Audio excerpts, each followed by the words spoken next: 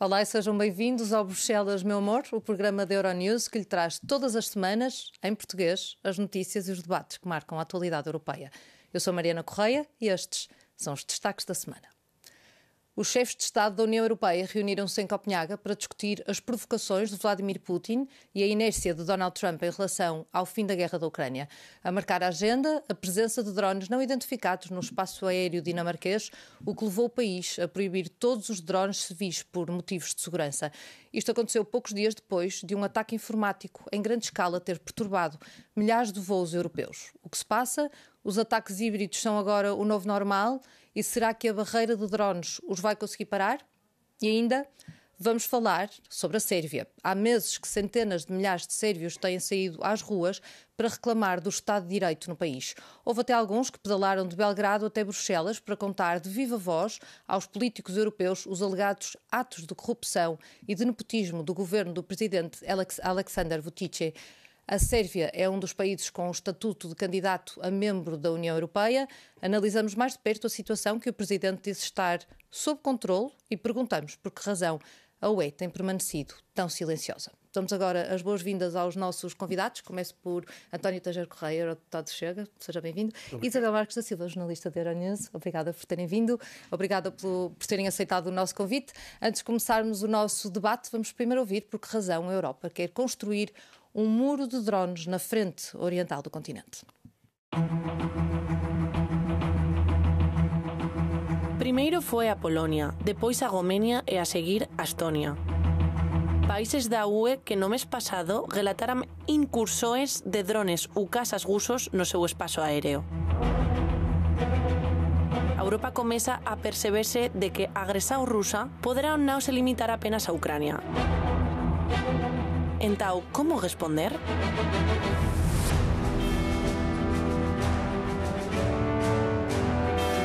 Após a incursão na Polónia, a NATO ativou os seus sistemas de defesa aérea, mas para alguns isso soa a disparar canhões contra pardais. Ou, em termos mais atuais, lançar um míssil de 5 milhões de euros contra um drone de 10.000.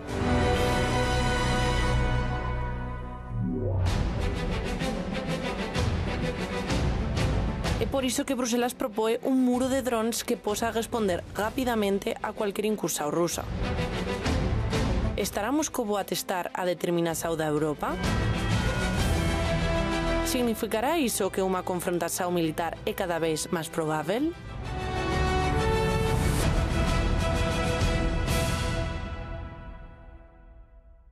Isabel, vamos começar por si. Putin está a provocar ou a testar as capacidades militares da Europa e da NATO? Eu não sei se há um interesse imediato de testar as capacidades militares da União Europeia. Acho que é uma tentativa clara de criar disrupção que obriga os governos a reagir e a encontrar soluções para este tipo de provocações numa escala que também não agrava a situação.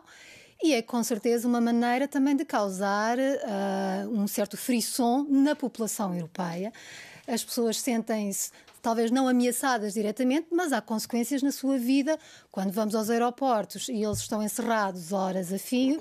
Portanto, as pessoas ficam enervadas, há perdas. Então, um teste à resistência há perdas psicológica. Económicas. Sim, é mais uma das técnicas híbridas, que neste caso é uma forma de criar disrupção psicológica, emocional, social e económica, mas não penso que estejamos num ponto em que Putin virá efetivamente testar a capacidade de reação da NATO, porque seria um pouco suicidário neste momento, da minha avaliação. Vamos ver como é que as coisas avançam também nas negociações completamente atoladas em relação à paz na Ucrânia. Concorda? Concordo na parte que Putin não tem qualquer interesse em invadir qualquer país da Europa. Mas eu, relativamente a isto... E quem é que diz que os drones são russos? Não tem interesse nenhum, zero. Em nenhum país da Europa? Ou nenhum. Nenhum país da União Europeia? Nenhum país da Europa. Porque Putin não tem capacidade de penetração e que é importante em termos militares ter uma... Mas a Ucrânia é um país da Europa. Está bem, mas fez a intervenção, como sabe, está localizada essa intervenção. Estou a falar de outros países na Europa. Relativamente a isto, também não sei se os drones são russos. Esta capacidade, como citou bem, que é uma guerra psicológica, não quer dizer que venha da Rússia. Pelo contrário, eu estou perfeitamente convencido que isto são false flags. Como foi false flag o massacre, que não foi massacre de Rachak, no Kosovo, e que iniciou o bombardeamento dos Estados europeus, Estados Unidos e amigos, e como foi o mercado Mercal em Sarajevo, que fez com que a NATO interviesse na guerra da Bósnia. Eu julgo que, à exceção da Dinamarca, que ainda não foi comprovado qual é a autoria ou a origem dos drones, as informações militares e as investigações que são feitas do ponto de vista das entidades militares e das forças de serviços secretos indicam que terão sido, e a própria análise do material que terá sido recolhido aponta para armas. Não se esqueça que os ucranianos têm armas russas. Sempre tiveram e continuam a ter. Portanto, isso não é argumento, desculpe. Portanto, isto pode ser, relativamente, pode ser uma teoria da conspiração. Não é teoria da conspiração. Isto é, de facto, para criar um ambiente, para levar àquilo que a von der Leyen e outros querem, que é o armamento da Europa, que é um recrudescimento de uma situação de tensão na Europa, que não interessa a ninguém, principalmente aos cidadãos europeus, mas que as altas esferas, e nós temos consciência disso, por isso é que foi criada a Comissão, a Comissão UDS, da qual eu faço parte, sou coordenador na União Europeia, no Parlamento Europeu, precisamente para justificar este tipo de ações. Só que nós temos desmontado sistematicamente este tipo de argumentos que são falaciosos. Então, quando o von der Leyen diz que é preciso, e passo a ler, emergir uma nova União Europeia, ela quer dizer que é uma Europa mais militarizada e mais independente da NATO? E que fazer com que os países sejam menos soberanos ou mais totalitária, que é o que a Sra. von der Leyen quer e é o que nós não queremos. Nós queremos uma Europa de países soberanos. Não queremos uma Europa de países subjugados. Muito bem. Ora, vários deputados europeus viajaram esta semana para visitar a fronteira entre a Estónia e a Rússia, que tem 294 quilómetros de extensão. Conversámos com um ex-general do Exército da Estónia e atual deputado europeu, Rino Terras, que considera que os recentes ataques com drones e violações de fronteiras são sinais de que a Rússia está a ficar nervosa e quer desviar a atenção da Ucrânia. Estas violações do espaço aéreo com drones ou aviões e outros ataques terroristas em toda a União Europeia têm como objetivo assustar as pessoas, dividir as nossas sociedades, causar turbulência e desconfiança. To cause turbulences and mistrust. So it is one Por tanto, é uma ferramenta no arsenal de armas de Putin e precisamos levá-la a sério. Não se trata apenas de alguns acidentes, é um comportamento sistemático da Rússia. Penso que uma coisa muito importante é a coordenação entre os Estados-membros, mas ainda mais importante é a coordenação dentro dos Estados-membros entre as agências policiais ou militares. Tudo isto é muito novo e precisamos de encontrar uma solução comum, que podemos chamar de guerra dos drones se quisermos. Este projeto do muro expôs diferentes níveis de entusiasmo e resistência nos diferentes Estados-membros. Isabel, isto levanta mais uma vez o debate sobre a real unidade política da União Europeia em matéria de segurança. Vamos a ver, Portugal e os países no Sul e no Ocidente terão talvez menos ansiedade em relação a estes ataques do que tem o flanco oeste e a zona do Báltico.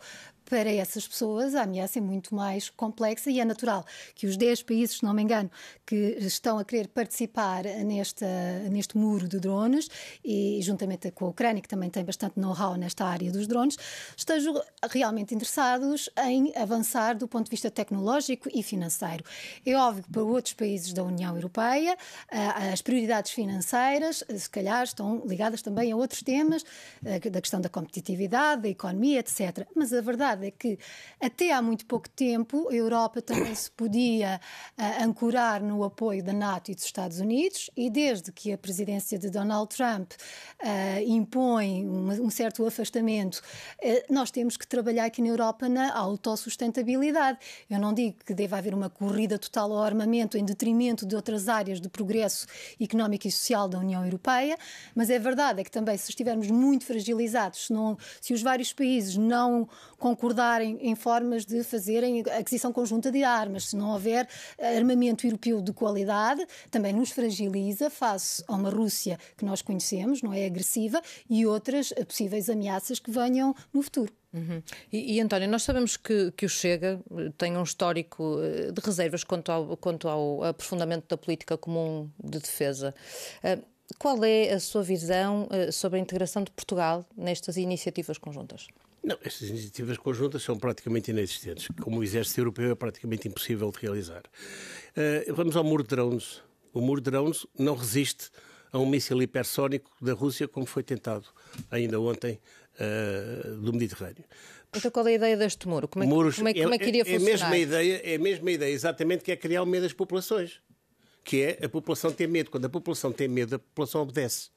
Que é a estratégia desta Comissão Europeia. Vamos lembrar que a senhora von der Leyen, quando foi Ministra da Defesa na Alemanha, destruiu o exército alemão. E agora quer construir um exército europeu. Mas também não pode haver uma total inação perante estas incursões. Eu sou a favor. Senão depois também as populações se sentiriam totalmente desprotegidas e acusariam as instituições europeias de divórcio completo em relação à realidade. Vai demorar 10 a 15 anos até a Europa ter uma situação militar equivalente à que tinha há 15 anos atrás. Esta não é a melhor estratégia? Não. Eu sou perfeitamente a favor do rearmamento da Europa. Por países soberanos, eu estou de acordo consigo, que é preciso fazer o procurement de armas comuns, etc., como aliás a NATO há muitos anos que vem a defender. Portanto, e eu continuo a defender que a NATO é o melhor sistema de defesa da Europa. E, portanto, aí não tenhamos ilusões. E neste momento nós não nos podemos desligar dos Estados Unidos, porque os Estados Unidos são um pilar fundamental da NATO, e então nós, Portugal, com as nossas relações transatlânticas, muito menos. O nosso problema é que os Estados Unidos se quer desligar de nós aqui na Europa e, portanto, temos que encontrar nós aqui soluções também. Eu não estou de acordo com isso, que os Estados Unidos se queiram desligar. Nós temos que encontrar soluções europeias, mas repare, nós não somos chamados para nada. Nós não temos exércitos. Ninguém tem exércitos na Europa. A Europa não foi desenhada para isso. Não, a Europa teve exércitos. Não, mas a União Europeia não foi desenhada, pensada para isso. Mas isto não tem nada a ver com a União Europeia, Portanto... isto tem a ver com a participação. Nós tínhamos uma brigada mecanizada cujo setor de atuação em caso de ataque era um dos Alpes italianos, por exemplo. Nunca mais fizeram exercícios NATO. Nós hoje em dia, para pormos uma companhia Plus na República Centro-Africana e uma companhia de operações especiais na Roménia, nós ficamos sem exército em Portugal.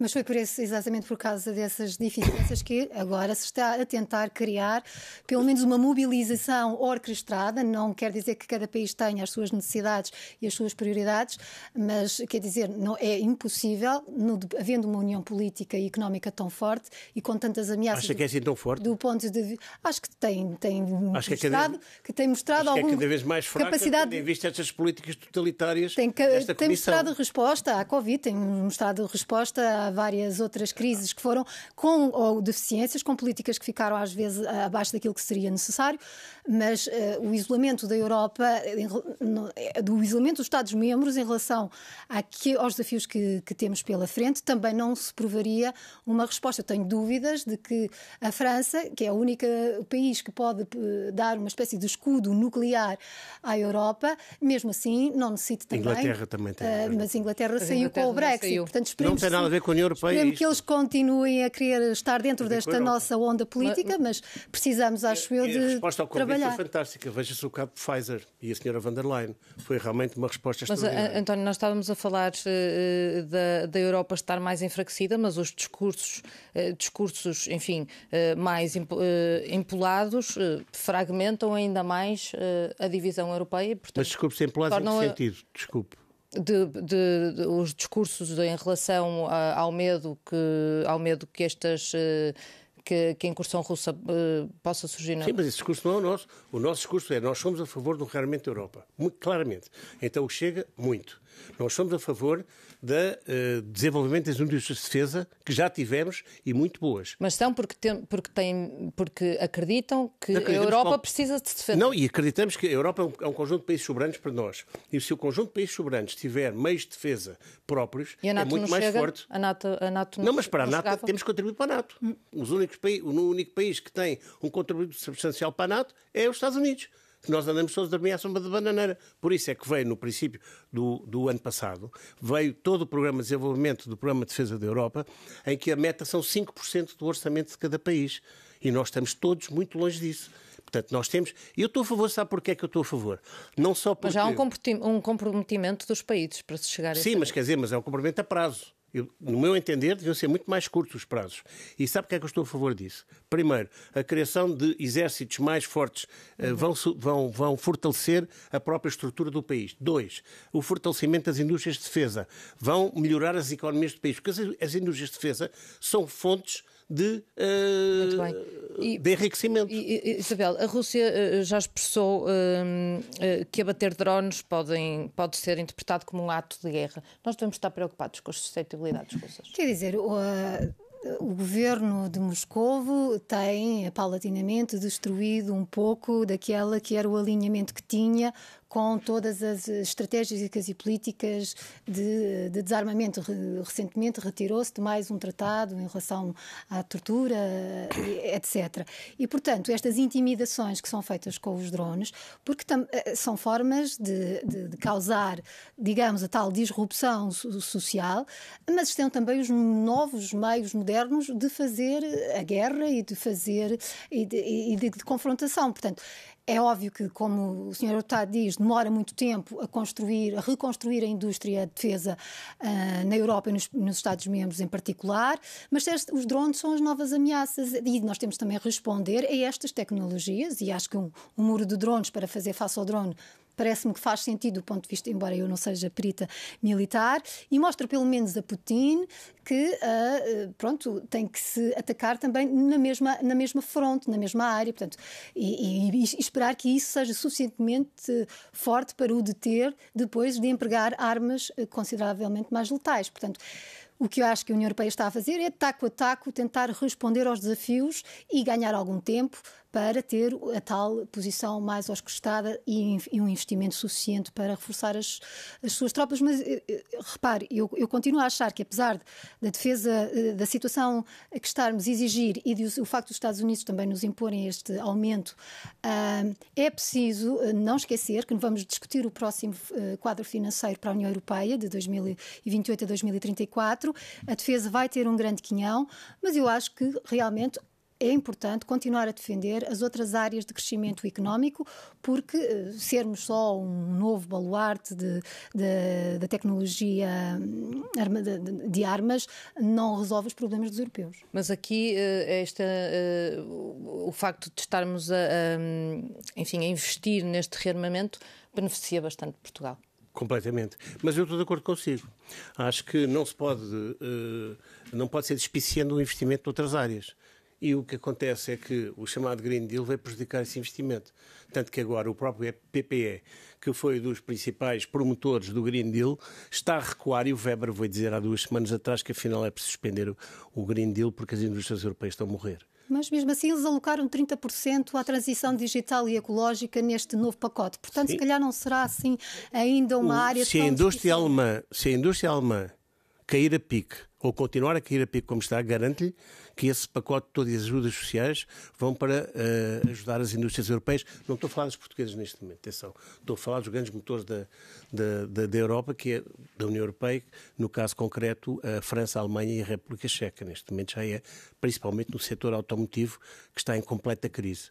Portanto, esse chamado Green Deal, uma coisa é tecnologia, estou de acordo consigo, outra coisa é imposições relativamente à tecnologia existente que são perfeitamente Mas ele também não é preciso fazíveis. Para acabar com a nossa dependência dos combustíveis fósseis, nomeadamente os que nos vinham da Rússia e de outros países, e, portanto, se continuarmos a investir nas renováveis e em outras áreas, poderemos ter uma autossuficiência energética que também conduz a uma autossuficiência claro, e ter económica. Grandes apagões, e que é necessária. E ter grandes apagões, como houve na Península Ibérica, que enquanto nós não percebermos em Portugal, concretamente, e nós somos portugueses, que temos que recorrer ao nuclear, nós não vamos a lado nenhum. Porque não são as eólicas e as placas solares que vêm resolver o nosso problema. Isso daria seguramente outro tema, e até porque é um tema importante. Mas é fundamental. É fundamental, mas não é propriamente o tema de hoje, portanto vamos voltar um bocadinho atrás e ainda ao tema dos muros, do muro de drones. Nós estamos, Isabel, num ponto de viragem desde o início da guerra da Ucrânia. Eu acho que a incapacidade que a administração norte-americana tem de conduzir este processo de negociações com vista a um diálogo entre as duas partes tem sido desastroso. Quer dizer, não é só pelo facto de não terem incluído os europeus que nesta matéria, mal ou bem, têm muito conhecimento. Eles são nossos vizinhos e os países, sobretudo a Alemanha e a França, obviamente, mas também outros países nórdicos, etc., poderiam contribuir para criar uma plataforma de entendimento. Ora, os americanos querem fazer tudo sozinhos, o presidente Trump tanto está bem disposto como está frustrado e, portanto, aquilo que ele dizia que ia acabar em 24 horas arrasta-se há meses.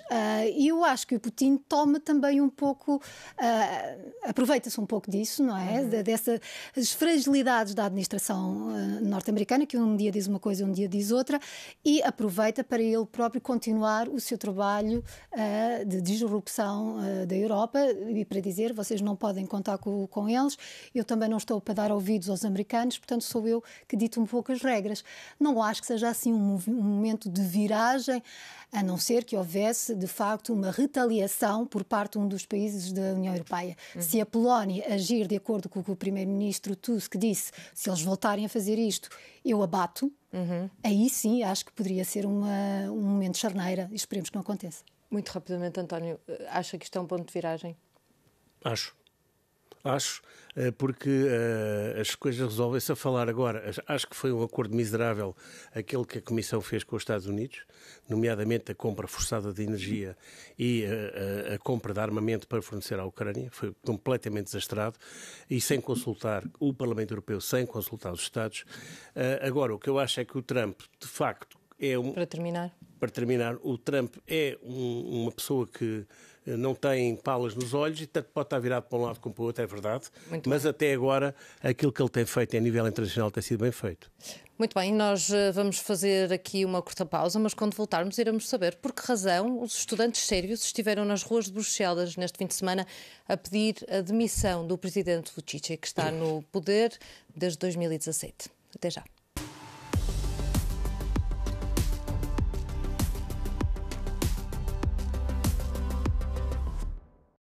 Bem-vindos de novo ao Bruxelas, meu amor, o programa semanal da Euronews sobre a atualidade europeia. Ora, no fim de semana passado, a Sérvia chamou a nossa atenção ao realizar um desfile militar em grande escala com mais de 10 mil soldados. O país, aspirante a membro da União Europeia, com 6 milhões de habitantes, exibiu lança-foguetes de Israel, drones dos Emirados Árabes Unidos, tanques emprestados pela Rússia e sistemas antiaéreos da China. Centenas de estudantes universitários e grupos da oposição que vêm realizando há meses protestos anti-corrupção contra o governo foram alegadamente impedidos pela polícia de assistir a este desfile. A situação na Sérvia permanece marcada por tensões sociais e instabilidade institucional, o que anda a deixar a União Europeia preocupada. Ora, Isabel, a Sérvia tem um estatuto de país candidato à União Europeia. Ainda faz sentido manter as negociações de adesão com um país onde há retrocessos no Estado de Direito e também na liberdade de imprensa?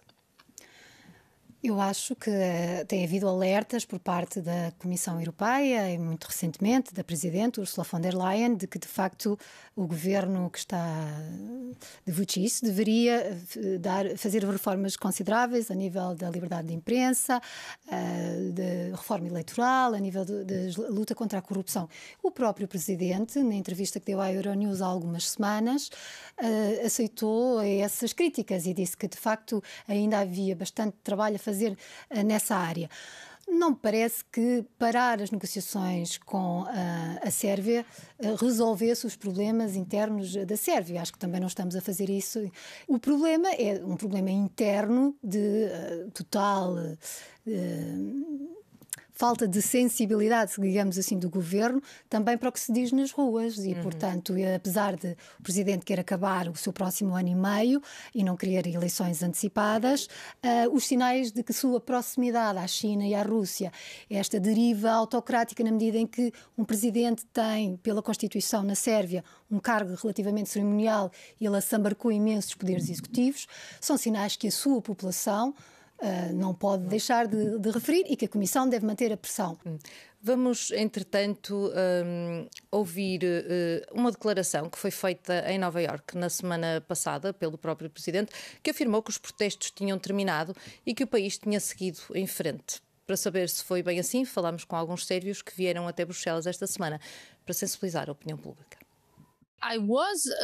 Eu estive lá há 2 semanas na Sérvia a protestar. A situação é grave porque a violência e a repressão aumentaram. Eu posso até dizer que estão muito mais intensas do que antes. Portanto, a situação é a mesma de antes, com pouco mais de violência nas ruas. And the problem is there is a background of this kind of neo-colonial approach. Existe contexto de uma nova abordagem colonialista e algumas pessoas na Sérvia sentem que a Europa está realmente a olhar para a Sérvia dessa forma.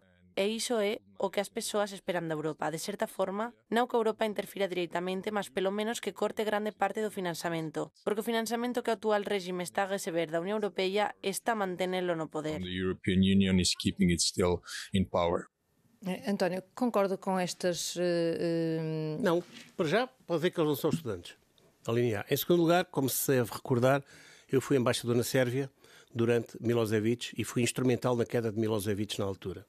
E uma das propostas que eu apresentei como fundamentais para a queda de Milosevic foi precisamente o futuro europeu.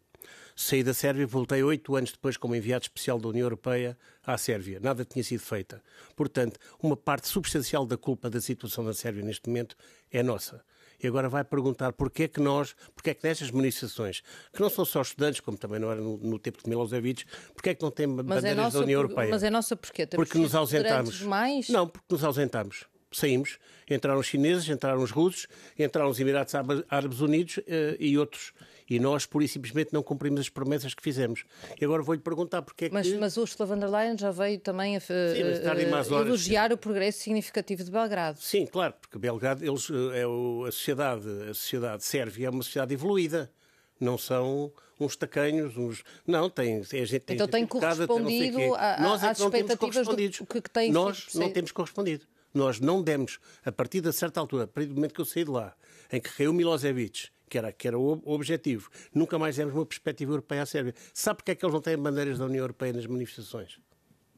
Não sabe, pois não. Então, mas eu vou-lhe dizer. Porque a União Europeia reconhece e patrocina o Kosovo.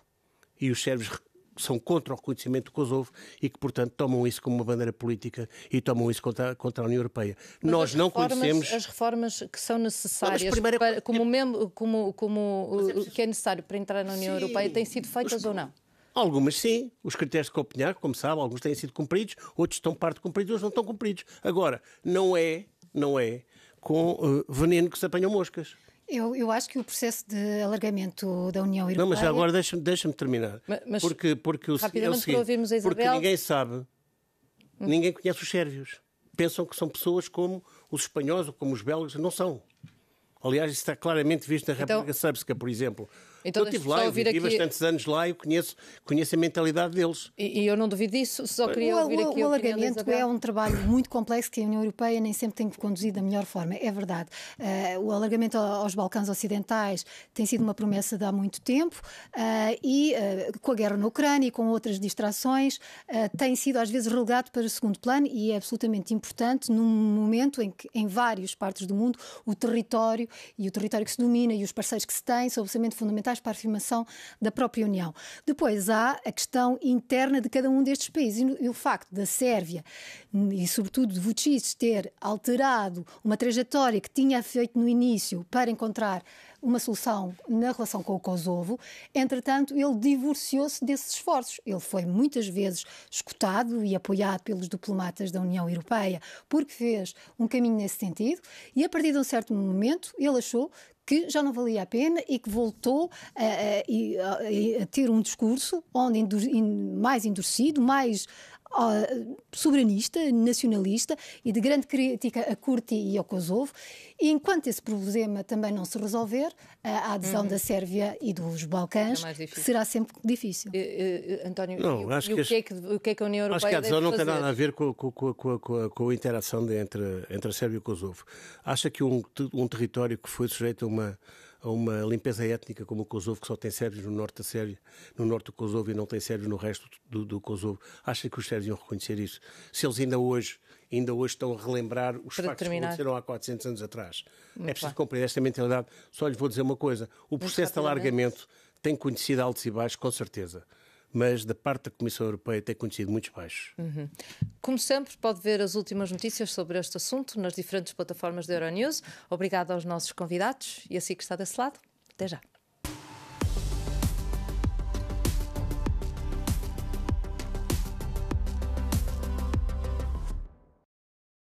Olá e seja bem-vindo ao Bruxelas, meu amor, o programa semanal da Euronews sobre a atualidade europeia. Eu sou Mariana Correia, esta semana tem comigo António Teixeira Correia, eurodeputado do Chega, e Isabel Marques da Silva, jornalista da Euronews, e juntos estamos a percorrer as notícias da semana. E uma que chamou a nossa atenção leva-nos até França. Nicolas Sarkozy, ex-presidente francês, foi condenado a 5 anos de prisão após uma investigação que demorou 12. Os juízes franceses consideraram que o governo líbio de Muammar Gaddafi financiou a campanha eleitoral do antigo presidente em 2007. Em declarações à imprensa, Sarkozy negou todas as acusações. Vamos ouvir. Assumirei a responsabilidade e cumprirei as estimações emitidas pelo Poder Judicial. E se insistirem em que durma na prisão, dormirei na prisão. Je dormirai en prison. Mais la tête haute.